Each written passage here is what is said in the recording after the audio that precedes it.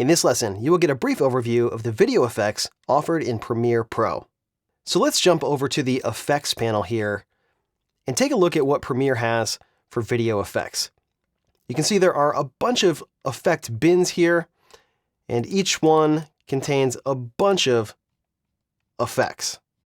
There are so many effects, in fact, that it would be impossible to even attempt to cover them in one lesson or even 30 lessons, because there's so much you can do with the built-in effects inside of Premiere. However, I did want to highlight a few effects that I think you'll be turning to quite often.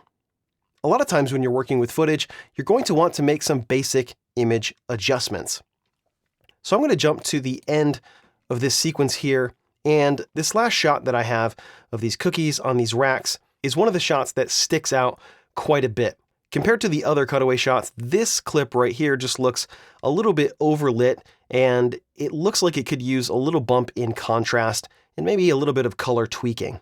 Now, just like everything else in Premiere, there's several different ways that I can go about making some color and contrast adjustments to this clip.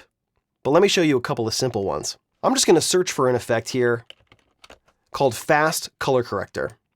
And I'm going to drop this right on this clip here. I'm going to expand the Effects Controls panel here so we have a little bit more room to work with. Now, Fast Color Corrector has a bunch of options. I'll just show you a couple of the quick ones. You see there's a big color wheel here. I can use this to make subtle or drastic color changes to this clip. If I thought this looked too orange, I could pull this over towards blue.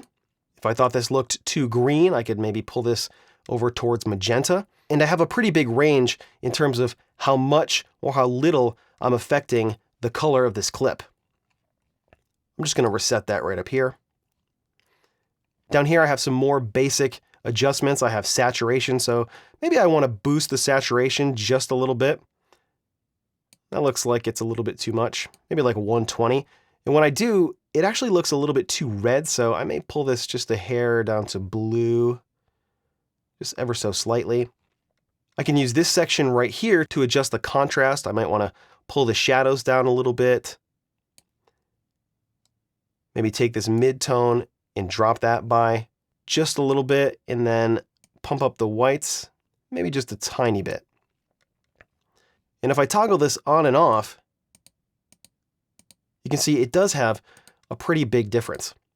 So this is just one way that I could make this change. I'm going to select that and delete it. I can also use something like three-way color corrector, which is a heck of a lot more complex. Three-way color corrector gives you color wheels for the shadows, the midtones, and the highlights. And then if you click master, you get a master color wheel, just like you find in the fast color corrector. So I could take this and I might do something like pull the shadows down to blue, maybe pull the midtones down to blue, and then take the highlights and maybe push those to orange a little bit.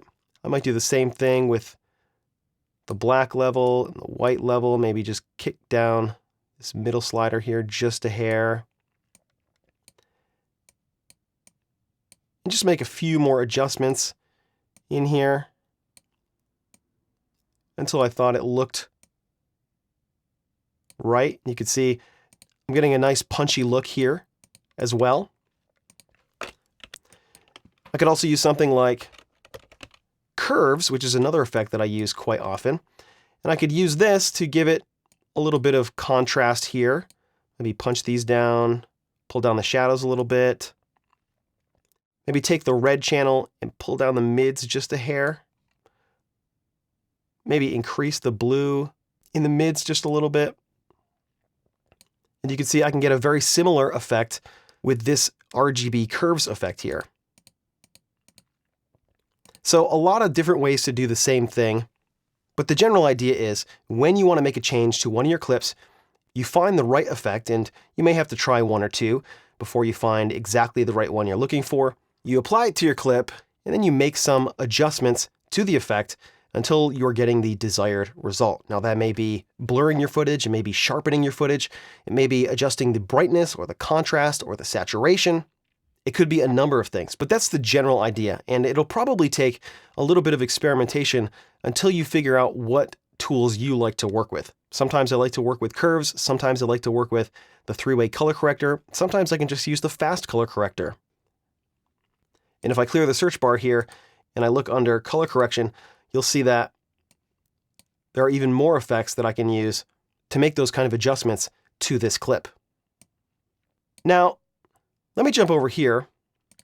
Let's say you like the look of your footage, but maybe you want to give it something like a little bit of a vignette. Well, you can do that.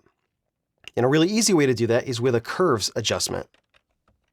I'm going to throw an RGB curves on here.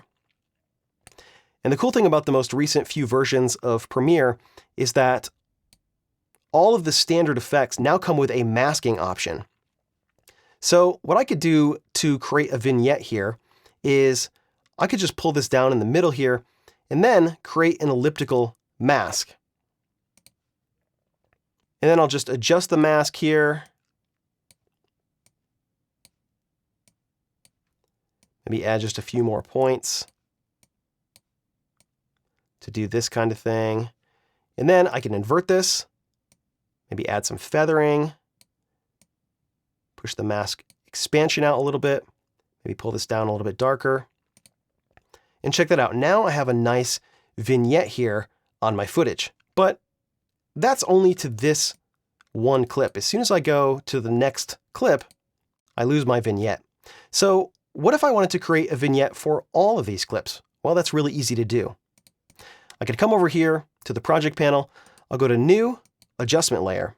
I'll leave it at the default settings because those match my sequence settings. And I'll pull an adjustment layer out here. And I'll make it the size of my sequence. And then I can actually just take this effect here that I put on this clip. And I'll grab it right here and I will cut it, Control X. And I'll paste it on this adjustment layer. And it's going to look exactly the same, but now this adjustment layer is affecting all of the clips below here. So now I have a vignette here and here and basically everywhere. So I can use an adjustment layer to apply effects to, and that'll apply the effects to all the tracks below the adjustment layer. If I pull up a track above here, you can see no vignette, but when I put it back down where it was before, now I get the nice looking vignette. So very, very flexible. I can add effects to individual clips, or I can add effects to an adjustment layer and have it affect multiple clips over a long period of time. I'm going to delete this here. Now there are many other video effects, and that's going to take some experimentation on your part. There's also several video transitions, if you look right under here. And in my opinion, most of these are a little hokey. The only one that I use consistently is this cross dissolve right here. And cross dissolve does pretty much exactly what you think it would do. I'm going to toggle off the eye for this second video track here. And I'm going to drop a cross dissolve in between these two clips right here. And watch what it does. Easy. Hi, Exactly what you thought, right? It's going to fade the opacity of this layer down while simultaneously fading the opacity of this layer up. And this is pretty much the only video transition that I use. It's also set to my default video transition. So I just click down here and jump to another edit point.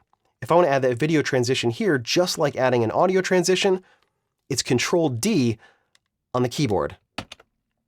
Now you see that added the video transition on this clip and this clip right here, which is not what I wanted. So instead, I'm going to undo that. I'm just going to select this edit right here and Control D. Now, if I go to the beginning of my sequence by pressing the home button, I can add a cross dissolve right here, and this will essentially fade up from black. Have you ever had a recipe? Which is what I wanted. I'm going to delete these two transitions. And I think it might look nice to throw a cross dissolve right here. Not flat, not... And in order to see that, I'm going to have to toggle on the track output. Recipe. Not flat, not too dry, delicious flavor, picture perfect. And I get a nice little fade up right there. Now, if I go all the way to the end of my sequence, I can't use a crossfade here to fade to black because if I put a crossfade on this cutaway shot, it's going to pull the opacity down and reveal this track below, and that's not what I want. So instead, what I will usually do is come over here, click on the new item button and choose black video, and then pull black video in here, select this edit right here, and Control D. Then I'll come to just a few frames after, Control K to split it, and then delete the rest of it. And now I have a nice fade to black. I just get too dark. Super simple and very easy to do. Again, there are a ton of video effects and video transitions in Premiere. We only covered just a handful of them. Take some time and explore the effects, push some things around, and find out what works and what doesn't work for you.